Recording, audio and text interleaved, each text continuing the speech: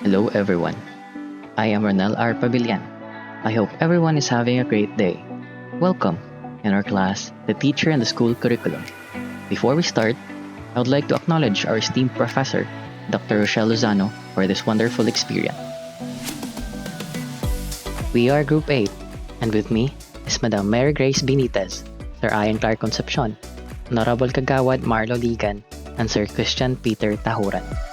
Join us as we deliver our report about Module 8, the curricular landscape in the 21st century.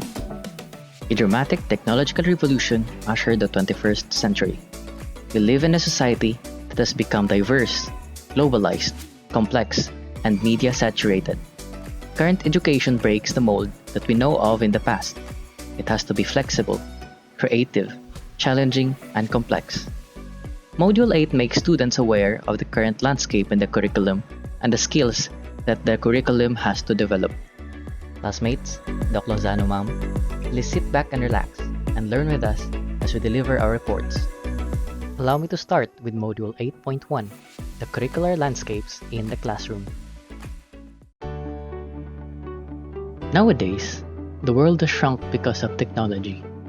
Classrooms have become virtual and global, and at the same time, current students are facing emerging issues like global warming, poverty, health issues, war, population growth, and many more. What would all this require to help our students achieve a better future? How does the curriculum for the 21st century look like? What are the emerging factors and conditions that will shape the curriculum of the century? Now, let us take a look at some factors that we should consider in shaping the 21st century curriculum. The first factor is the economic globalization. It refers to the growing interdependence of world economies as a result of increased cross-border trade and commodities and services, the flow of international capital, and the widespread and rapid spread of technologies. We must consider how the curriculum will be able to help our students adapt with the economic globalization. Another factor to consider is the increased concerns and actions about global warming, water and energy shortages, environmental degradation, and pandemic like HIV, Ebola, and just recently, the COVID-19. Different nations competing for power block is also a factor in our students' future. Powerful nations competing for power block generates conflict, such as wars and sanctions. But at the same time, it also gives opportunities for us Filipinos in working overseas.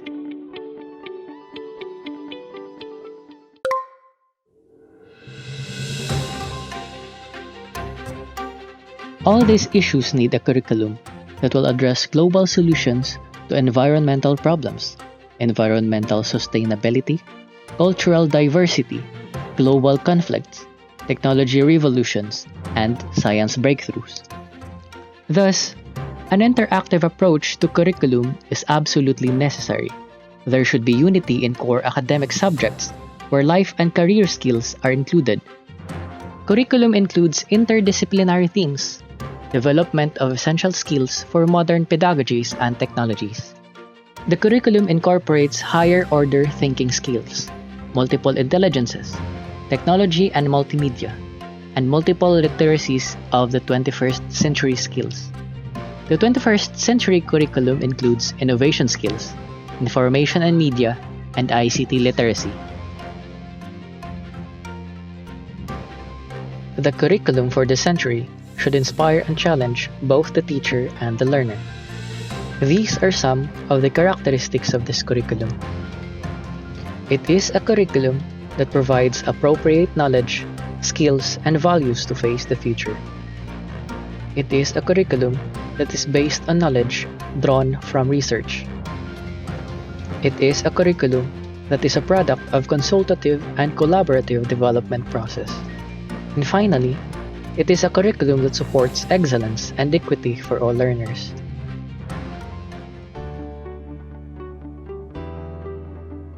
What are the skills needed by the 21st century learners in order to cope with the curriculum? Will the curriculum likewise develop these skills too? According to the Singapore Ministry of Education, such clusters of the competencies are seen in this table. We have here a table showing the clusters of skills for the 21st century and each corresponding descriptors. First is the learning and innovative skills. Its descriptors are critical thinking and problem solving, creativity and innovation, oral and written communication.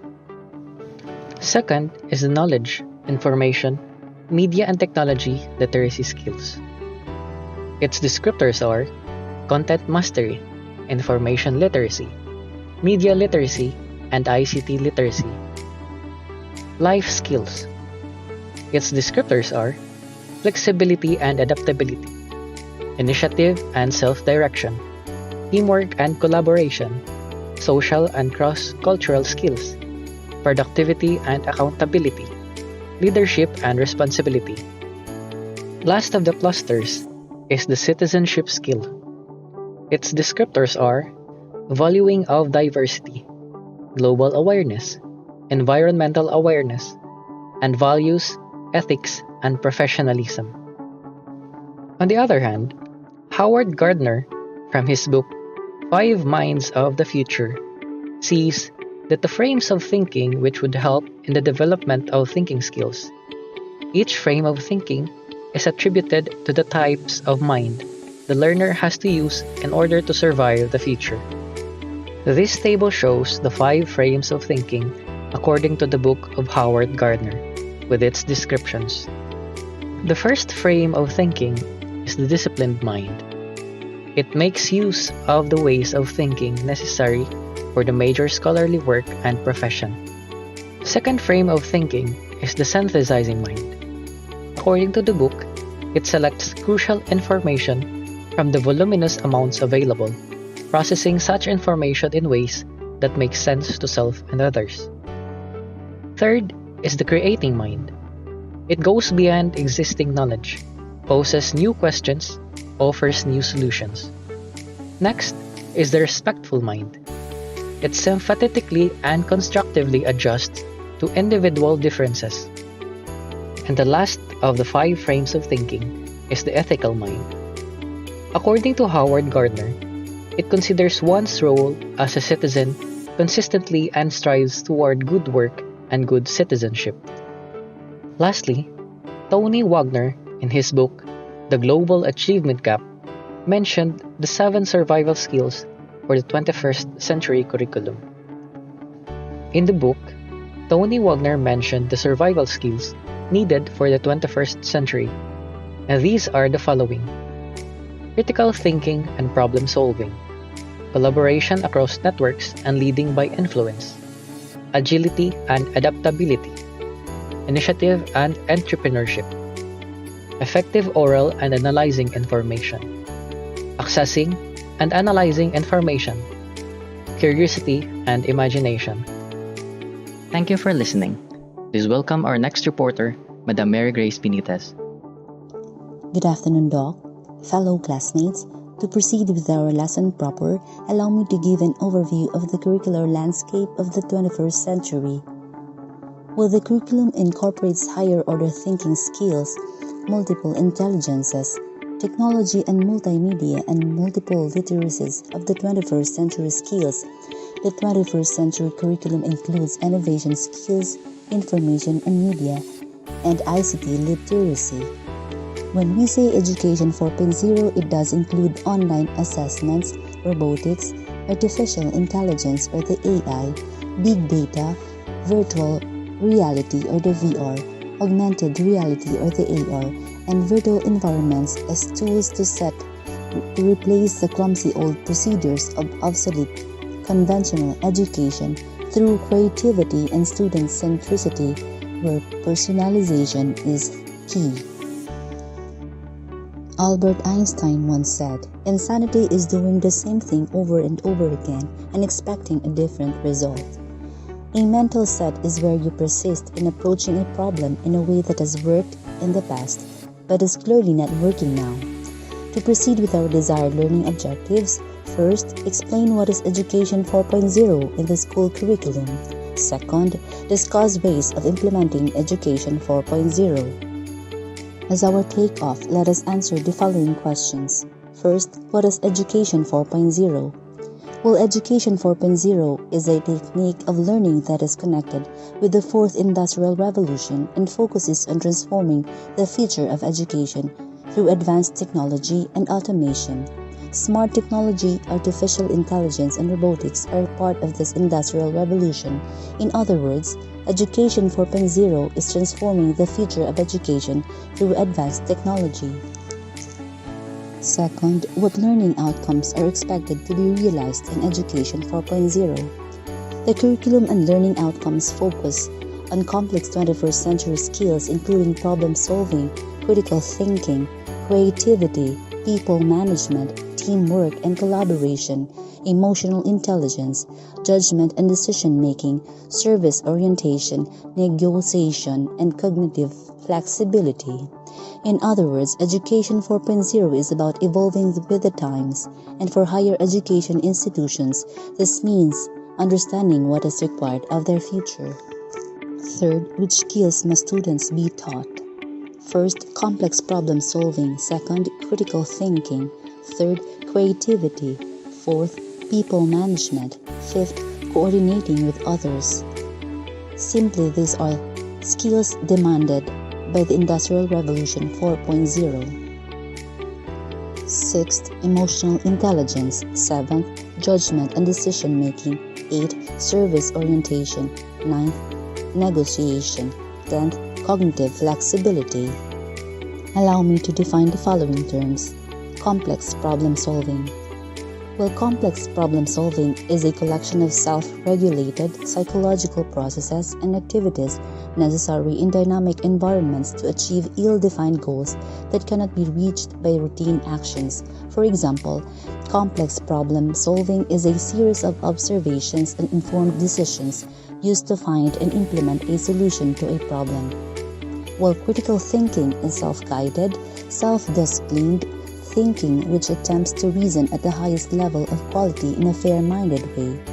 Examples of critical thinking: a triage nurse analyzes the cases at hand and decides the order by which the patient should be treated. A plumber evaluates the materials that would best suit a particular job. An attorney reviews evidence and devises a strategy to win a case or decide whether to settle out of court. While creativity is defined as the tendency to generate or recognize ideas, alternatives, or possibilities that may be useful in solving problems.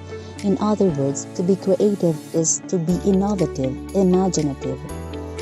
An example of creativity includes painting something different, writing something unique, making different music, and many more. Speaking abilities are also being said to be creative. While people management refers to the practice of recruiting, training, engaging, and retaining employees to optimize their talent and maximize their productivity. In fact, I can name 6 essential people management skills. First, empowering employees. Second, active listening. Third, conflict resolution. Fourth, flexibility. Fifth, patience. Sixth, clear communication. And coordinating with others is to work together with another person or organization in order to achieve something.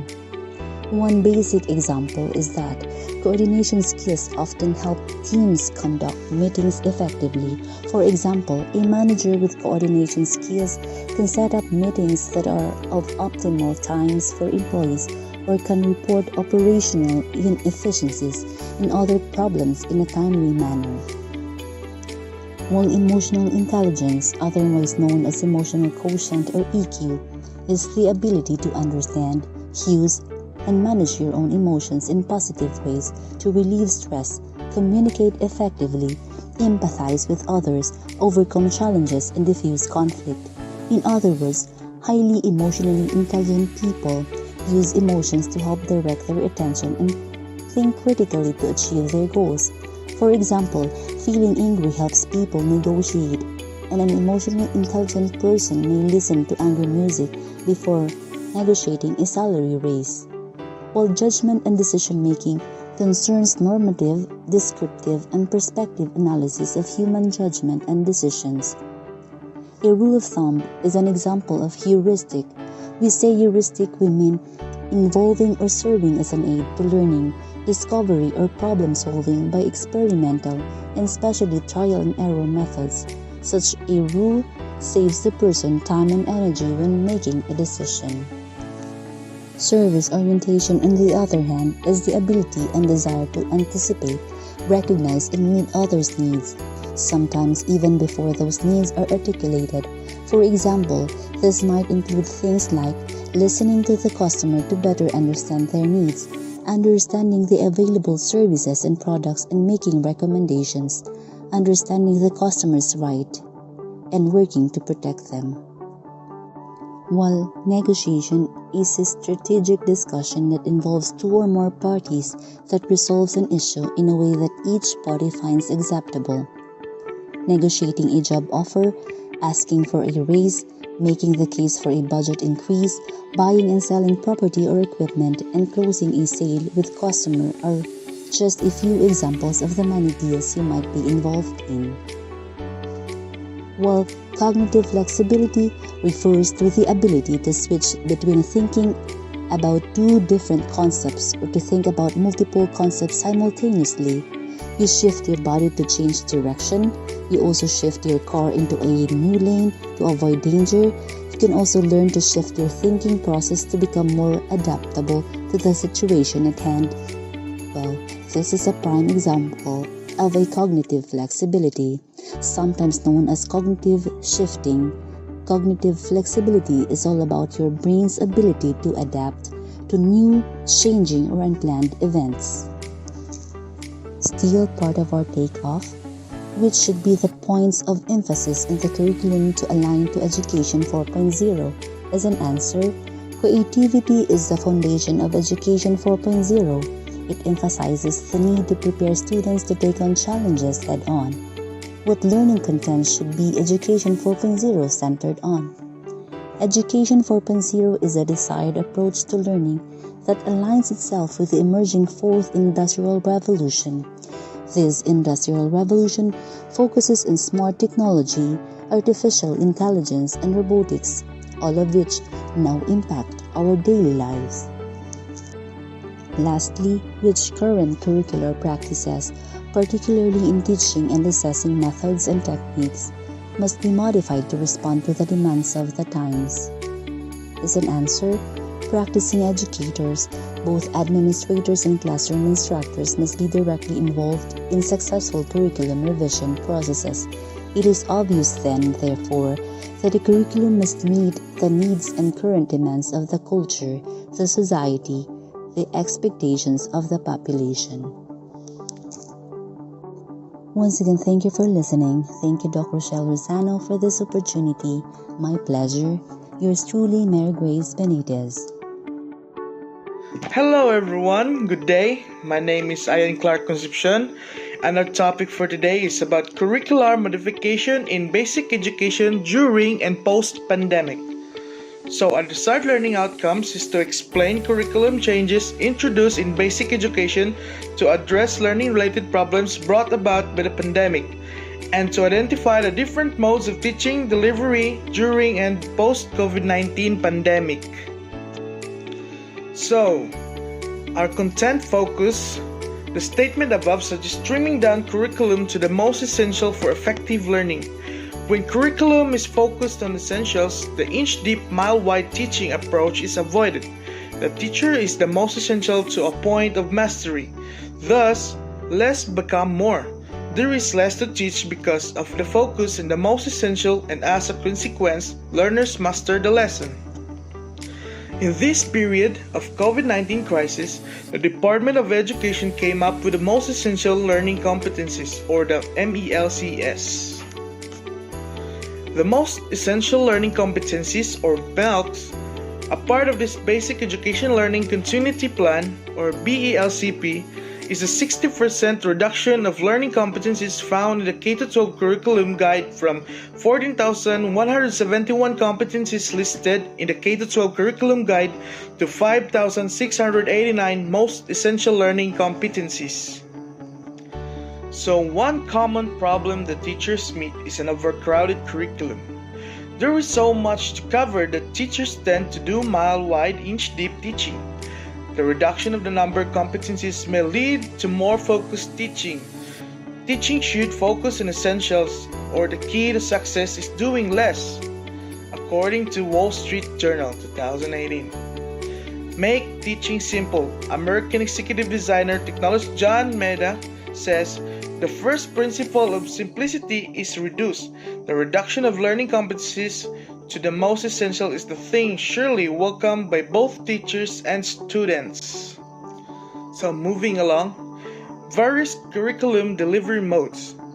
Obviously, with an unseen threat that COVID-19 virus and the health, safety, and welfare of all learners, teachers and personnel face-to-face instruction is a remote possibility in the immediate future until a vaccine is made available. Meantime, classes have to go on. The show must go on.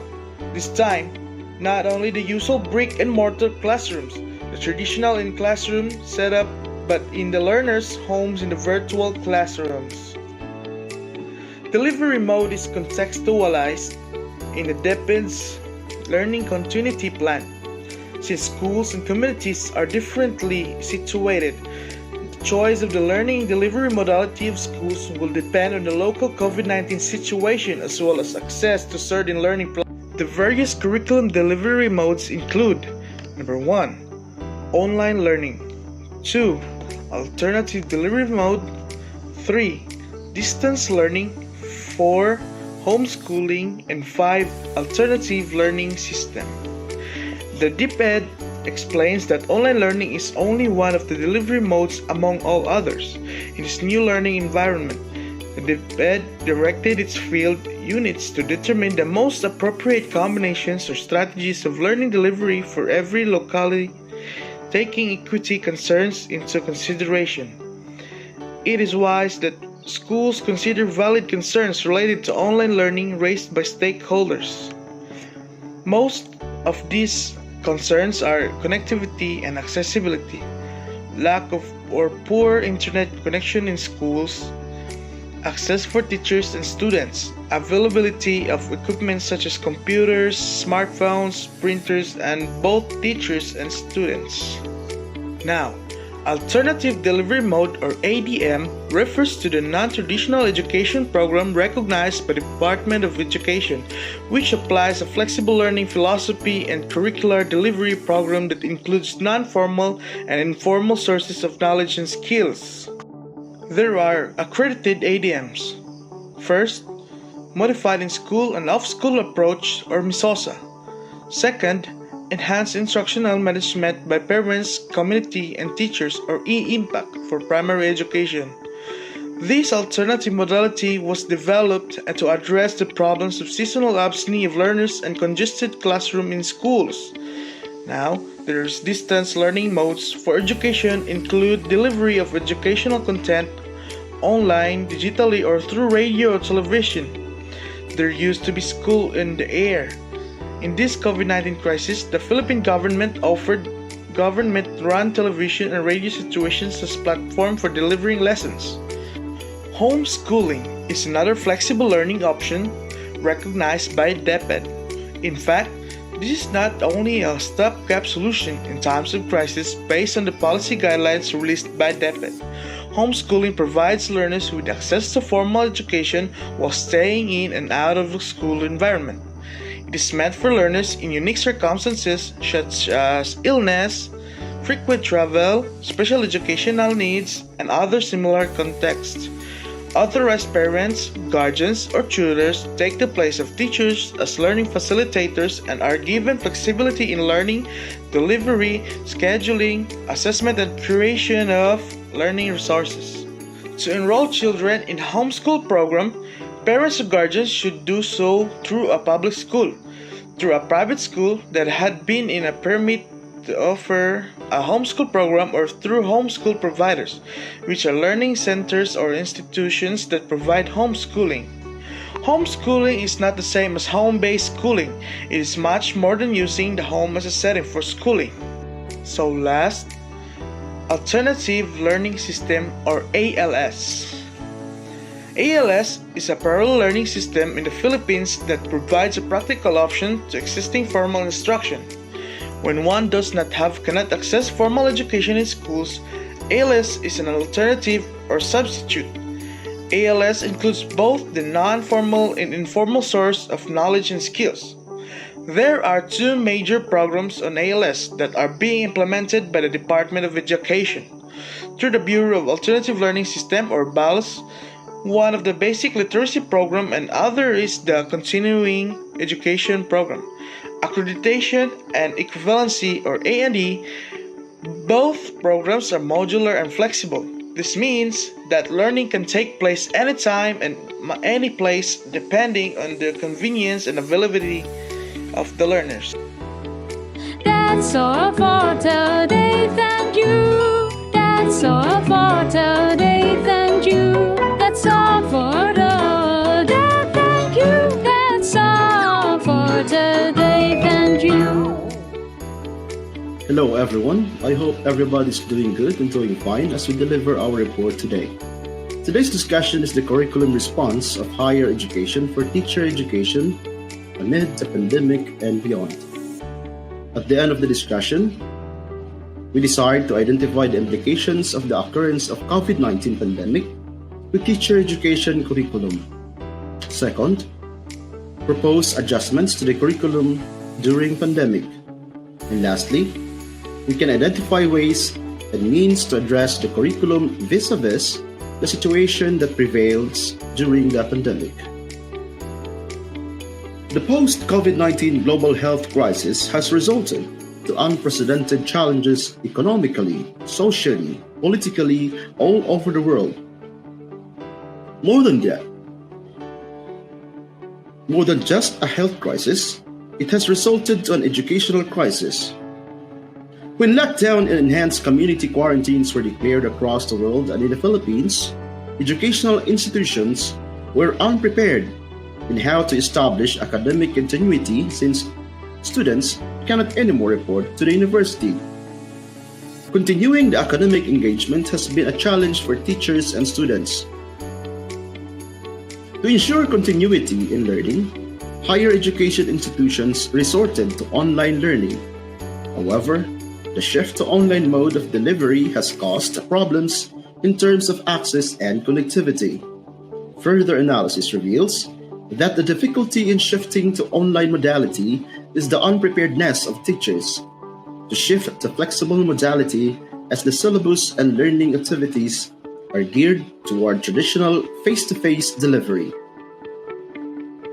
As we all know, the post-COVID scenario will never be the same as long as the vaccine is not available. Social distancing will still have to be observed even when quarantines are lifted.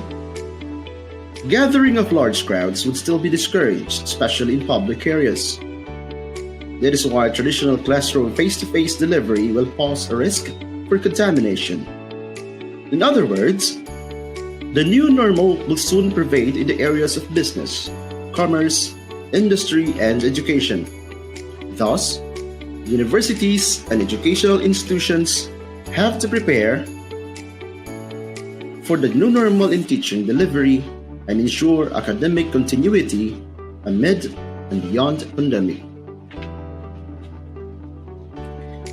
One emerging concerns during the pandemic is the provision for flexible learning modality to mitigate the risk of face-to-face interaction.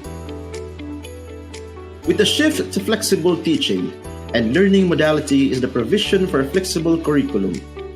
Now the question is, do curricular programs need to be changed to support the trajectory towards flexible teaching and learning?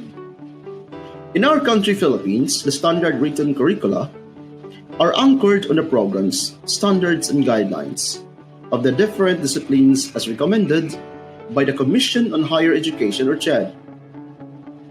So do we need to modify the current curricula to make them flexible, and resilient. The situation leads to teacher education curriculum response to the COVID-19 pandemic and beyond. I am now going to discuss on the curriculum modification. Curriculum modification is the process of making adjustments to existing programs in higher education, specifically teacher education, in order to respond to the needs of the learners amid and post-pandemic.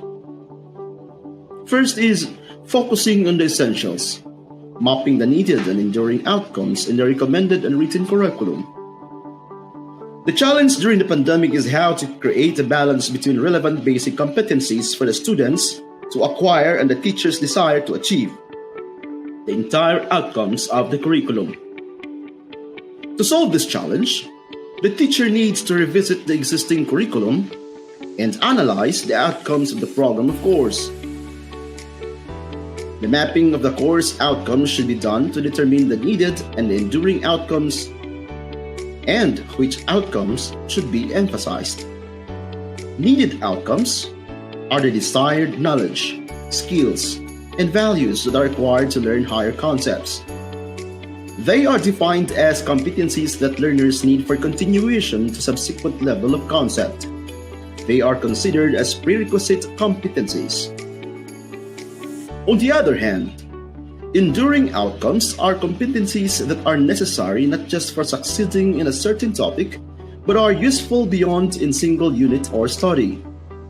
They are knowledge, skills, and values that have overarching applicability in real-life situations.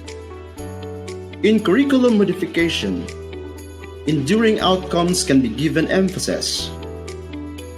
Identifying and mapping the needed and enduring outcomes can also shed light on overlapping so the teacher can decide which competency would be retained or merged.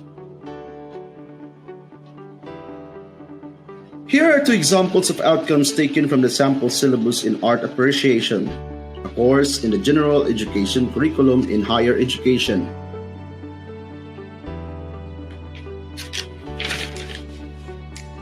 The first box, or the box A, contains two statements, and in the box B, as you can see, the two are merged into one essential and enduring outcome. So here is another example of unit outcomes for the course for perceived communication in the general education curriculum. The two current outcomes will merge only into one outcome to address the essentials. So as you can see, in the box A, there are two, and on the box B, there are one, which is merged into an essential and enduring outcome. The two examples show how learning outcomes can be reduced during the times of pandemic by putting two together into one as an essential. These examples can also be applied to learning outcomes in teacher education. Second is the rearranging of the college course offerings. Another way of modifying the curriculum during the pandemic is to rearrange the course offerings. For example, the theories and concepts courses that can be delivered online may be offered in the first 2 years, while face-to-face delivery is not yet possible due to risk of infection. The laboratory-based field study and practicum course or courses can be offered later when face-to-face modality is already feasible.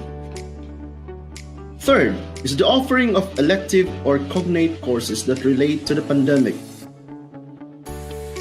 In the global health crisis, it is imperative that the curriculum be adjusted by offering courses that are needed to survive and thrive amidst the challenges of the pandemic.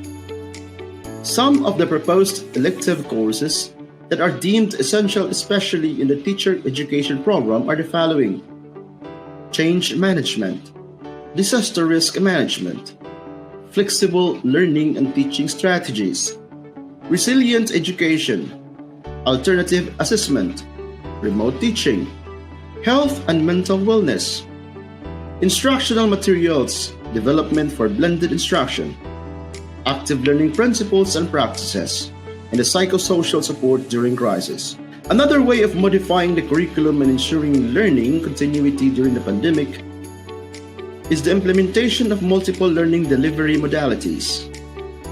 Considering that face-to-face modality is not feasible, teachers may consider flexible distant learning options like correspondence teaching, module-based learning, project-based, and television broadcast. For learners with internet connectivity, computer-assisted instruction, synchronous online learning, asynchronous online learning, collaborative e-learning may be considered. Details of the delivery modification will be given emphasis. Fifth is the modifying the assessed curriculum. Adjustments on the assessment measures can also be considered amid the pandemic. There is a need to limit requirements and focus on the major essential projects that measure the enduring learning outcomes like case scenarios, problem-based activities, and capstones project. Authentic assessments have to be intensified to ensure that competencies are acquired by the learners. In the process of modifying the curriculum amid the pandemic, it must be remembered that initiatives and evaluation tasks may be anchored on what the learners need, including their safety and well-being. The second part, or the curriculum considerations, will be discussed by my partner in this report. Curriculum considerations, the context of teaching and learning. Since the World Health Organization, or WHO, has declared pandemic time in March 2020, everything has changed. Includes people's way of life, the havoc that COVID-19 has brought in reclaiming more than 10 million lives and still counting. Unprecedented in human history, education as a human right has to continue despite this pandemic. Thus, curriculum delivery appropriate to context should be given a more serious thought by educators and teachers.